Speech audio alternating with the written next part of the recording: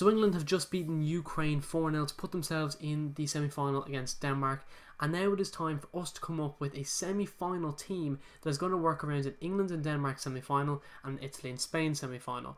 I decided to come and use my wildcard, which is one of the chips that I haven't yet played, to show you guys what my first draft for the semi-final, just, you know, first reaction to these semi-finals and what I'm just thinking and what my gut feelings are going to be for these semi-finals. A lot of things may change, but I thought I might as well put it a first draft, because I find that sometimes putting out a first draft as soon as these things as soon as these things happen, usually let people know what are probably some of the safer options to go for, or at least some of the instant reactions or impulsive reactions to go for from a result. Like I find after certain matches and certain match days in the Euros, I've gone to YouTube, gone to people who've made teams, and I've ended up picking choices that have, you know, gotten me points along the way. Now, as you can see, this is my team. This is for the Uranus 16, I believe. I am not by any means an amazing fantasy player, but I do know a couple of things that if you are beginning in football fantasy, or if you are trying to really climb up your league and you are just not doing very well, this video could definitely help you.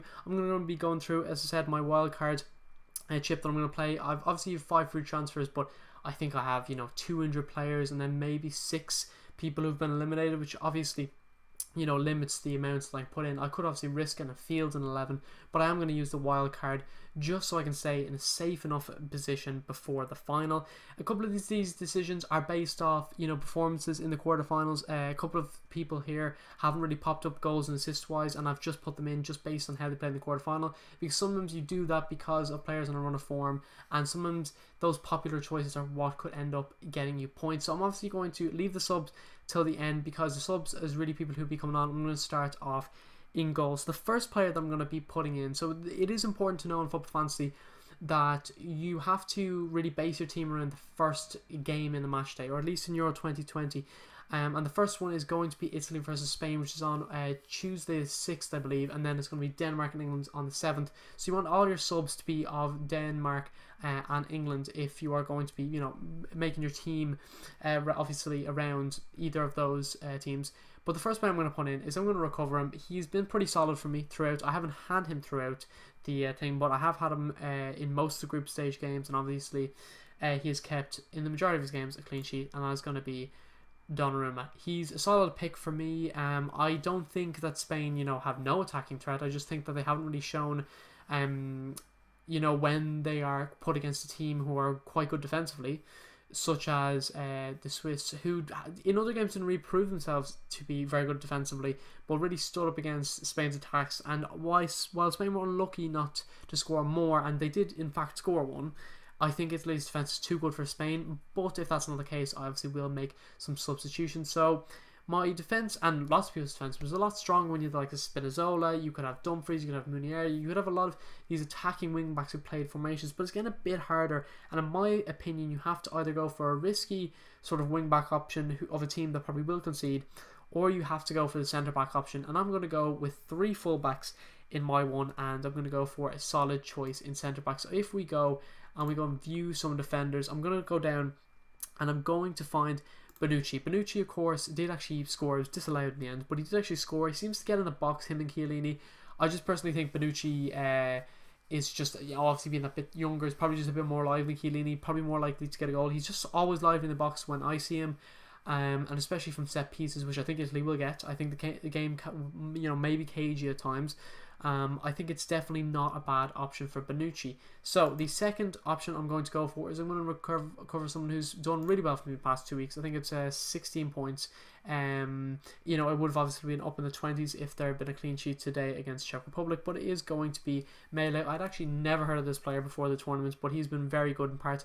I think it's a couple of assists. We've got like 2 or 3 goals, 2 goals I believe, and maybe 2 or 3 assists, which is obviously very, very good for a 4.9 million wing back, and I think he has gone up a little bit in price, but that isn't really that bad considering you know, a lot of, you know, key premium players out of the tournament, so you could probably afford that little bit extra for Mele. I was going to put in Pau Torres, but I feel like Pau Torres has got now 2 assists for in his last 3 games, and I just feel like that luck is going to be up, and I'm going to go with someone who was reliable for me in the last round. That's going to be Jordi Alba. I think again, if there is just a shock and a surprise, Spain could keep a clean sheet. While I don't think that's going to happen, and a lot of my choices now in attack will prove that I don't think Spain will keep a clean sheet. I think Jordi Alba is an attacking threat, and while Spain may decide to play a back four, an orthodox back four, I still think he is going to be part of that attacking threat for Spain.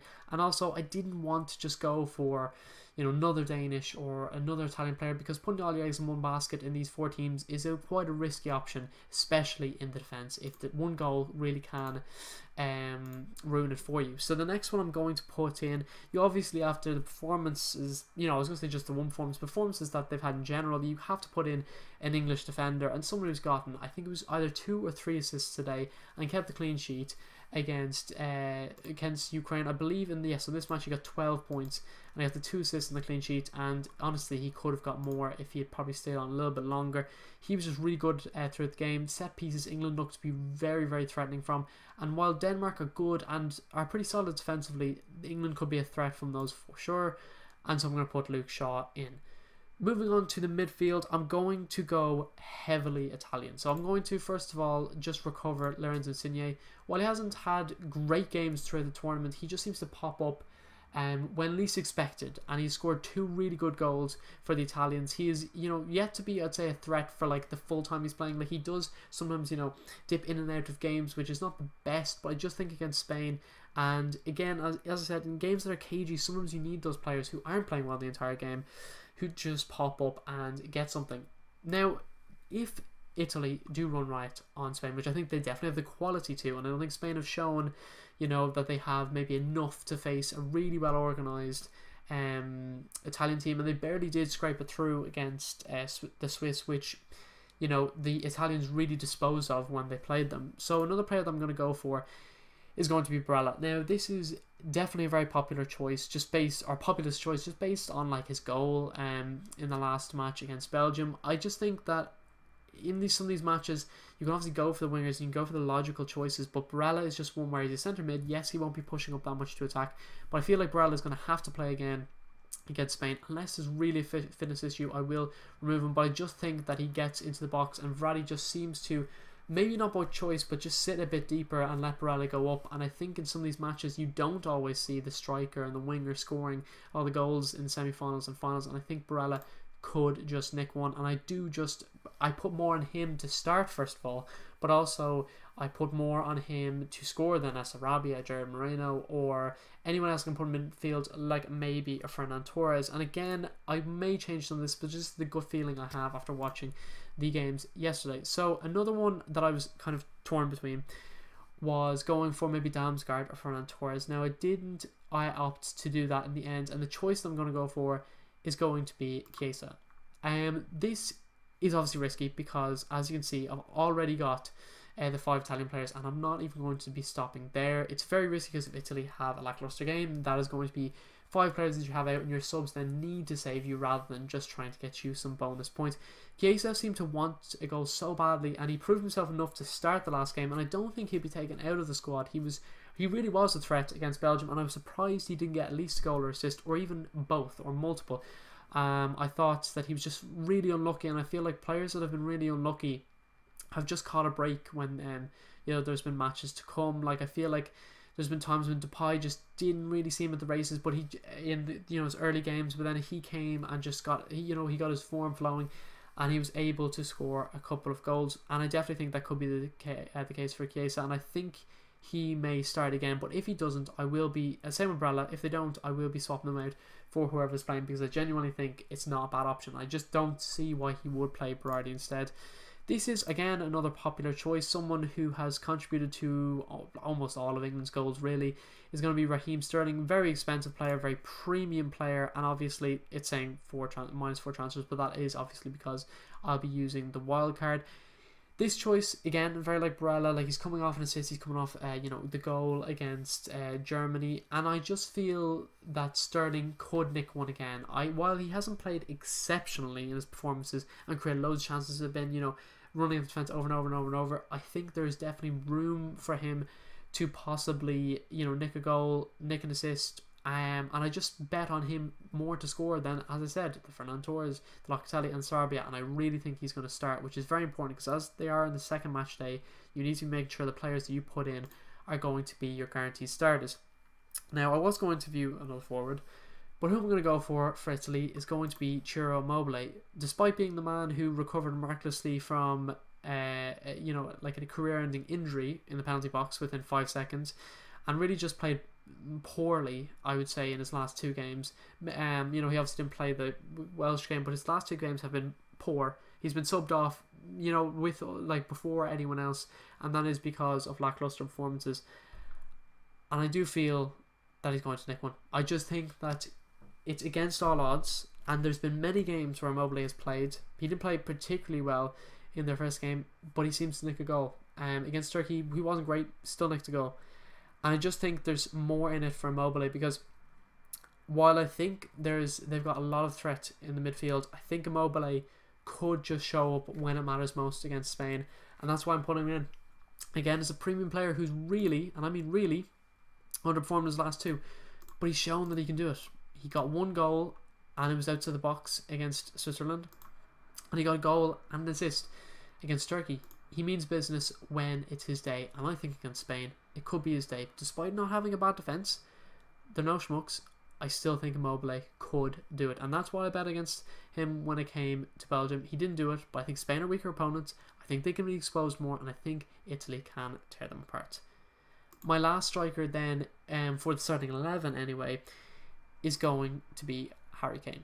So this obviously is coming off. I had Harry Kane in my last game week. I just thought, with that 1 goal against Germany, he got his mojo back, and he did indeed. He could have scored a hat-trick. He honestly, I'd say, could have scored 4 goals, and rightly so. He played quite well. He didn't try and do too much with the ball. He gave it away when in chances where he probably was going to get closed down, and he just was a smart player, and he got into good positions, and I thought he was one of the better players on the pitch when they played Ukraine tonight. And nicking 2 goals is not bad either, and I had him as captain, so I'll probably be captain him again for that match day. And he is obviously going to start, but will he play well? Maybe not, but he's also on penalties, I believe, which is going to be a good one, because again, when matches get down to the wire, sometimes penalties are given away, and that does matter with people taking penalties, because I believe Immobile or Insigne is also on penalties for Italy, and so that stuff kind of does matter when it gets down to it.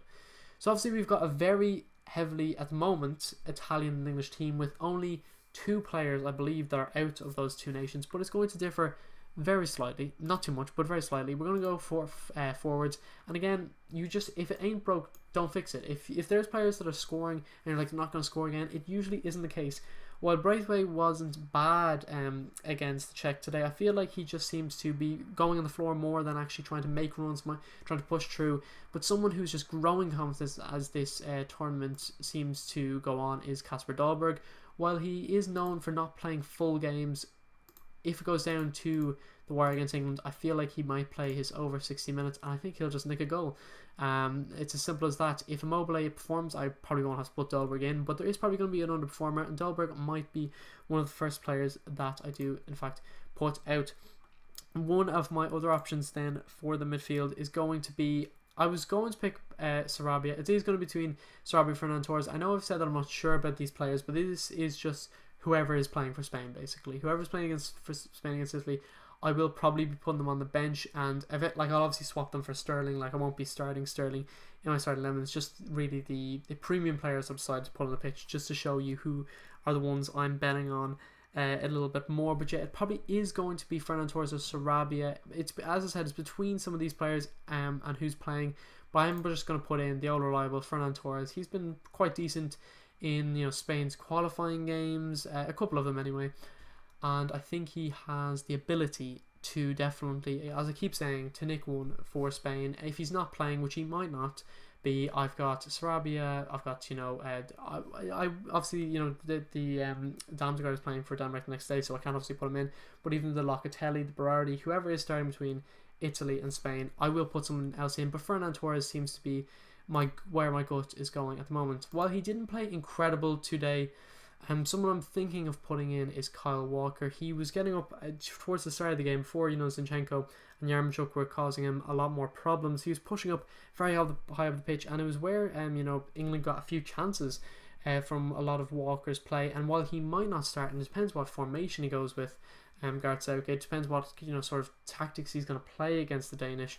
And Walker might be starting in one of those wing back or just right back positions, which obviously leads him to be there for some assists. While he isn't on many set pieces, he can be there and be a valuable member of the team. And then unfortunately finishing off another English player, which I hate to put in and rely on so many English players because obviously they've known to bottle games in the past. They haven't bottled games as far as this Euro has gone so far, and Jordan Pickford has been part of that. While he has been not great for Everton in a lot of games this season and in past seasons really, Jordan Pickford has proven himself to be a very good goalkeeper and keeping, I think it would now be like 5 clean sheets in his games, which is obviously very good. I think there's a possibility that Italy might not concede against Spain, but I do think that it is just as likely or even more likely that Pickford will keep the clean sheet against the Danish, so I'll put him in there. I'm not going to confirm this team as of yet, but that is going to be my team and my wild card draft, my first draft going in. And I'm definitely going to be changing a few things. This is just to show you guys, give you guys some ideas, justify a couple of things. I know most of my justification is they've already scored, they've proved themselves, but that is part of football fantasy at this stage. There's players in this team who there isn't a whole lot of justification for putting them in over someone who maybe statistically has been better, but a lot of these players have proven themselves to be just quality in games. Chiesa, on paper, not looking like a great fancy option, but if you'd watched the Belgium game, he just was very good. Immobile, if you'd watched his first 2 group games, you know he can be an attacking threat, and it just doesn't seem like the wingers are going to keep producing these performances and centre mids where they keep scoring goals, and you just want to cover yourself on a couple of bases, especially semi-finals where games aren't usually won by a whole lot of goals, especially when it comes to 2 quality teams, even if one are a little bit better than the other. That is going to be it for my wildcard semi-final draft. If you guys did enjoy, don't forget to leave a like and subscribe if you're new around here. We're trying to get to 1,500 subscribers by the end of summer. See you guys in the next video, and goodbye. Attacking threat, and it just doesn't seem like the wingers are going to keep producing these performances and centre mids where they keep scoring goals, and you just want to cover yourself on a couple of bases, especially semi-finals where games aren't usually won by a whole lot of goals, especially when it comes to 2 quality teams, even if one are a little bit better than the other. That is going to be it for my wildcard semi-final draft. If you guys did enjoy, don't forget to leave a like and subscribe if you're new around here. We're trying to get to 1,500 subscribers by the end of summer. See you guys in the next video, and goodbye.